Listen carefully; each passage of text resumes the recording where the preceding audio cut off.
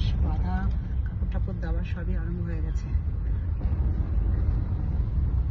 চতুর্দিকে মোটামুটি ভালোই ভিড়। এখন তো সমস্ত জায়গায় প্যান্ডেলে ঠাকুর সেরকম ভাবে সাজানো না হলেও এসেও গেছে অনেক জায়গায় লোকজন ভিড় দেখার জন্য। অনেক জায়গায় বেশ ভিড়ও হয়েছে এখনো প্যান্ডেলের মধ্যে।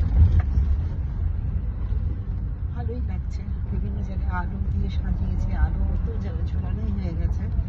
আমরা কিছু কিছু জায়গায় আলো জ্বালিয়েও দিচ্ছে। সন্ধ্যাবেলা একটু বেরিয়ে পড়া, কতগুলো কাজ নিয়ে বেরিয়েছি, সেগুলো সারবো। আর একটু টুকটাক কেনাকাটি বাকি আছে, সেগুলোও সারবো। ভিড় সেরে ফেরিকাল প্রচুর জ্যাম জট। এখন রাস্তায় চতুর্দিকে দু সাইডে বাস টাস বেঁধে দিয়েছে। এখন লোকজন যাতায়াত করাও খুব অসুবিধা।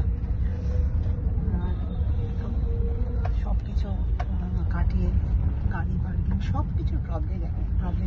পুজোতে যার গাড়ি আছে তাদেরও এবং যাদের নেই তাদেরও। প্রথমত গাড়ি একদম পাওয়া যায় না, আর যেটা আছে সেটা পার্কিং করে এতটাই হাঁটতে হয় যে হাঁটার মতন যাওয়ার মানে ঠাকুর দেখতে যাওয়ার এনার্জিটাই হাঁটতে হাঁটতেই পুরো চলে যায়।